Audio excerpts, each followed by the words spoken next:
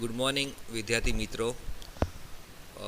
This is Sunil Malkani, Assistant Professor Economics, Dr. APJ Abdul Kalam Government College, Silvassa.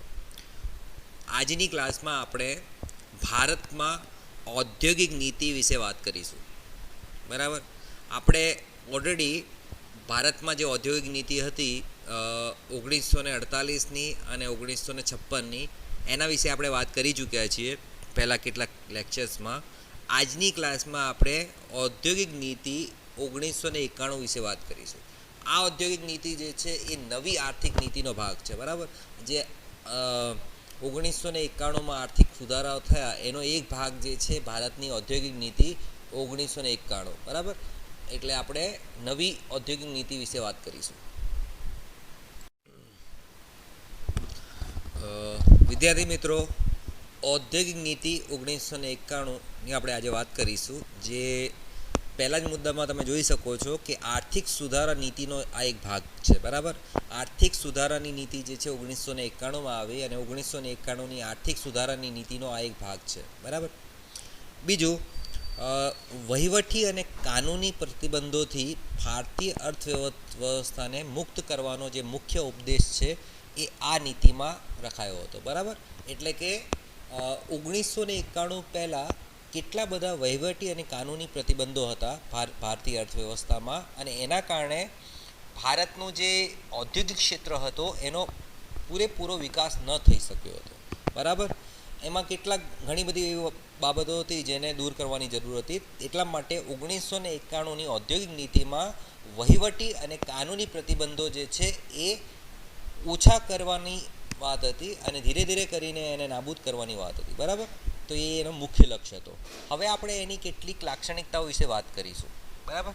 પહેલી લાક્ષણિકતા જે છે એ છે પરવાના પ્રથાનો અંત. બરાબર.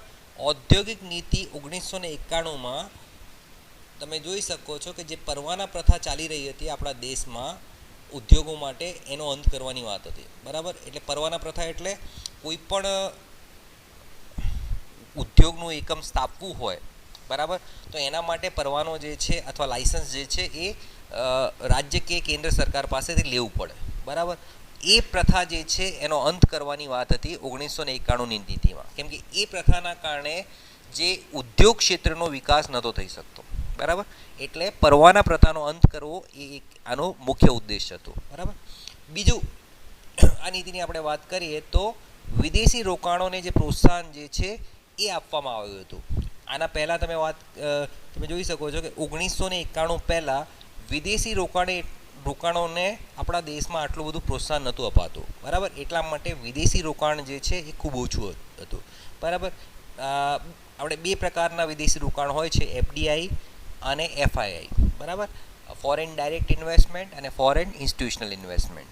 બરાબર. જો સીધી કંપની સ્થપાય, કંપનીની શાખા સ્થપાય અને એનાથી જો પ્રત્યક્ષ રીતે રોજગારીનું સર્જન થાય એ પ્રકારનું કોઈ રોકાણ આવે તો એને આપણે શું કહીએ છીએ?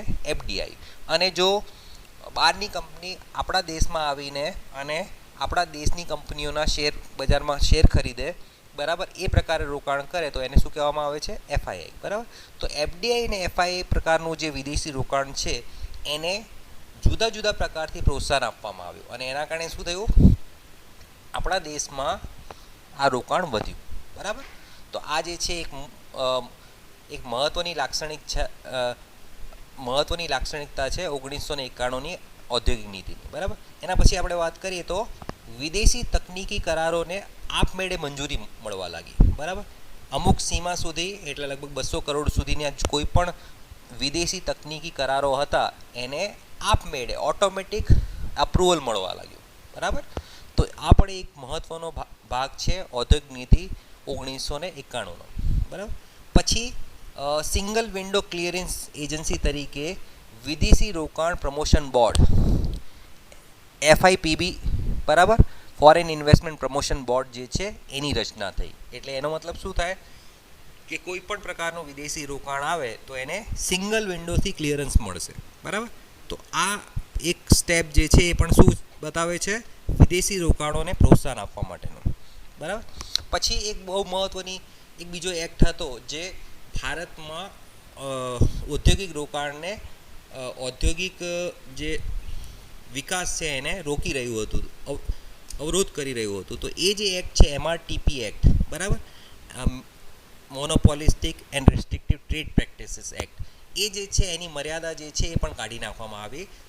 એના પહેલાં શું હતું 1991 પહેલાં કે 100 કરોડ રૂપિયાથી વધારેની કોઈ કંપની હોય રોકાણવાળી તો એને MRTP કંપની કહેવામાં આવતી, બરાબર. અને એ કંપની ઉપર ઘણા બધા રિસ્ટ્રિક્શન્સ, પ્રતિબંધો મૂકવામાં આવતા. પણ 1991ની આર્થિક નીતિમાં અથવા તો 1991ની ઔદ્યોગિક નીતિમાં આ મર્યાદા જે છે એને દૂર કરવામાં આવી. તો શું થયું, આ પ્રકારની જે પણ કંપનીઓ હતી એ વધુને વધુ મૂડીરોકાણ કરી શકે અને પોતાની ઉત્પાદન ક્ષમતા વધારી શકે, બરાબર. હવે આપણે એના પછીનો પોઈન્ટ જોઈએ તો નવી સ્મોલ ઇન્ડસ્ટ્રીઝ પ્રમોશન નીતિ જે છે એ અપનાવવામાં આવી.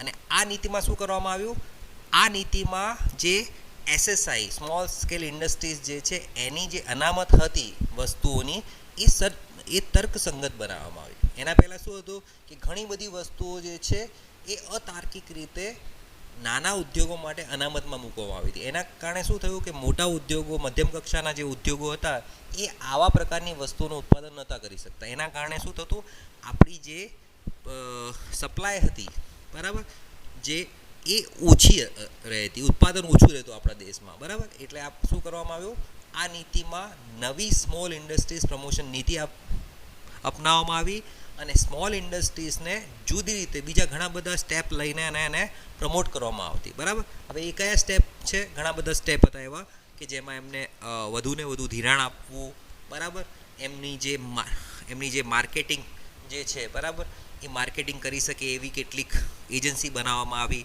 બરાબર.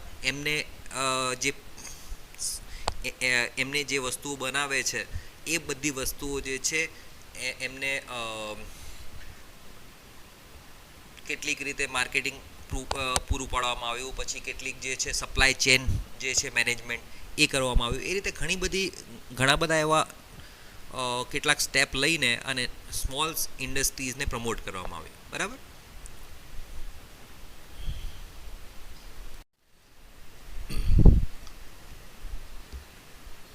વિદ્યાર્થી મિત્રો, આગળ વાત કરીએ તો ઔદ્યોગિક નીતિ 1991માં બીજા કેટલાક મહત્ત્વના લાક્ષણિકતાઓ છે એની આપણે આજે હમણાં વાત કરીશું. તો જાહેર ક્ષેત્રની ભૂમિકા જે છે એના ઉપર પણ પુનર્વિચારણા કરવામાં આવી, બરાબર. તમને ખબર જ છે કે 1956ની ઔદ્યોગિક નીતિમાં જાહેર ક્ષેત્રને ઉપર ઘણું બધું ભાર મૂકવામાં આવ્યું હતું અને એને જે છે એ ફોકસમાં રાખવામાં આવ્યું હતું. એટલે શું થયું, એને વધારે મહત્ત્વ જે આપવામાં આવ્યું હતું એ 1991ની નીતિમાં જે છે એના ઉપર પુનર્વિચાર કરવામાં આવ્યો અને જાહેર ક્ષેત્રની ભૂમિકા જે છે ધીરે ધીરે કરીને એને ઘટાડવામાં આવી, બરાબર. એમાં આગળ જોઈએ તો જે માંદા PSUs હતા, બરાબર, જે જાહેર ક્ષેત્રની કંપનીઓ, એકમો જે છે જે ઓછા કાર્યક્ષમ હતા, માંદા પડી ગયા હતા, એવા બધા જ PSU જે છે એનું પુનર્નિર્માણ, રિસ્ટ્રક્ચર કરવા માટે પણ એક યોજના બનાવવામાં આવી. અને જે બહુ માંદા એવા PSUs હતા એમનું વેચાણ કરવામાં આવ્યું, એમનું પ્રાઇવેટાઇઝેશન કરવામાં આવ્યું, એમનું ખાનગીકરણ કરવામાં આવ્યું. અને જ્યારે કે કાર્યક્ષમ PSUs જે હતા, જાહેર ક્ષેત્રની કંપનીઓ જે કાર્યક્ષમ હતી એમને સ્વાયત્તતા આપવામાં આવી, બરાબર. એટલે કે જાહેર ક્ષેત્ર જે છે એના ઉપર ઘણું બધું કામ કરવામાં આવ્યું ઔદ્યોગિક નીતિ 1991, બરાબર. બીજું તમે જોઈ શકો છો કે જાહેર ક્ષેત્ર માટે જે અનામતના ઉદ્યોગો હતા એ 17થી ઘટાડીને 8 કરવામાં આવ્યા હતા એ નીતિમાં, બરાબર. અને હવે તમે જોઈ શકો છો કે એ 3 રહી ગયા હતા, બરાબર. 3 કયા હતા, અણુ ઉર્જાના ખનિજો અને રેલ પરિવર્તન. હમણાં જ 2019 અને 20ની આપણે વાત કરીએ તો રેલ પરિવહન છે એને પણ ધીરે ધીરે કરીને એને આ લિસ્ટમાંથી હટાડી દેવામાં આવ્યું છે. હમણાં તમે જોઈ શકો છો કે ખાનગી રેલ જે છે એ ચાલવા લાગી છે, બરાબર. એટલે 2019 અને 20ની જે પોલિસી જો જોઈએ તો જાહેર ક્ષેત્ર માટે આમને પણ રેલ પરિવહનને પણ અનામતમાં મૂકવામાં નથી આવ્યો, એને પણ કાઢી દેવામાં આવ્યું છે, બરાબર. એટલે હવે ખૂબ આપણે એકાદ એવું ઉદ્યોગ છે જે જાહેર ક્ષેત્ર માટે અનામત છે, બાકી બીજા બધું જ જે છે બધું આપણે ખાનગી રોકાણ માટે ખુલ્લું મૂકી દેવામાં આવ્યું છે. બરાબર. બીજું તમે જોઈ શકો છો કે ખાનગીકરણ, ઉદારીકરણ અને વૈશ્વિકરણની પ્રક્રિયાઓ જે છે એ આ ઔદ્યોગિક નીતિ જે છે એના મુખ્ય હેતુઓ છે. બરાબર. એટલે ખાનગીકરણ કરવું, ઉદારીકરણ કરવું અને વૈશ્વિકરણ કરવું. બરાબર. 1991ની નીતિનું. અને એ જ પ્રક્રિયાઓને આગળ વધારવા માટે ડિસઇન્વેસ્ટમેન્ટ જે છે એને એ પ્રક્રિયાને પણ પ્રોત્સાહન આપવામાં આવ્યું. ધીરે ધીરે કરીને તમે 1991થી લઈને અત્યારની જે 20 વર્ષ છે છેલ્લા, એમાં જોઈ શકો છો કે ઘણું બધું ડિસઇન્વેસ્ટમેન્ટ થયું છે. અને આ જે ડિસઇન્વેસ્ટમેન્ટ જે છે વિમૂડીકરણ જેને કહેવામાં આવે છે, એટલે કે સરકારી જે કંપની હોય છે, જાહેર ક્ષેત્રના એકમો, એને વેચીને અને આ પ્રક્રિયાને પૂરી કરવામાં આવે છે. જેટલી કંપનીઓ કાર્યક્ષમ હોય તો એમને ટકાવી રાખવી, એનું પુનઃનિર્માણ કરવું અને બીજી જે કેટલીક જાહેર ક્ષેત્રની કંપનીઓ હોય એનું ડિસઇન્વેસ્ટમેન્ટ, વિમૂડીકરણ કરવું. બરાબર. એના પછીની આપણે વાત કરીએ તો રૂપિયાની કરંટ અકાઉન્ટ કન્વર્ટિબિલિટી જે છે એ પણ આ ઔદ્યોગિક નીતિમાં એક પાર્ટ મૂકવામાં આવ્યો હતો. બરાબર. એટલે કે રૂપિયાની જે કરંટ અકાઉન્ટ કન્વર્ટિબિલિટી એટલે જે આયાત નિકાસ માટે, બરાબર, રૂપિયાને કન્વર્ટ કરી શકાય બીજી કરન્સીમાં કે નહીં, એ કન્વર્ટિબિલિટી જે છે એ પણ વધારવામાં આવી. બરાબર.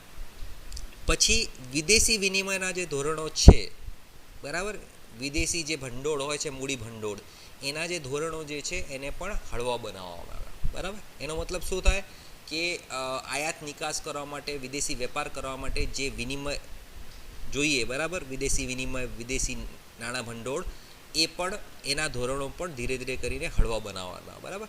એ રીતે તમે જોઈ શકો છો કે ઔદ્યોગિક નીતિ 1991ની વાત કરીએ તો એના પછી આપણા અર્થતંત્રને મુક્ત અર્થતંત્ર તરફ લઈ જવાની પ્રક્રિયા શરૂ થઈ છે. આપણા અર્થતંત્રને મૂડીવાદી અર્થતંત્ર અને જે દેશ કેટલાક વિશ્વના વિકસિત દેશો તરફ લઈ જવાની પ્રક્રિયા શરૂ કરવામાં આવી છે.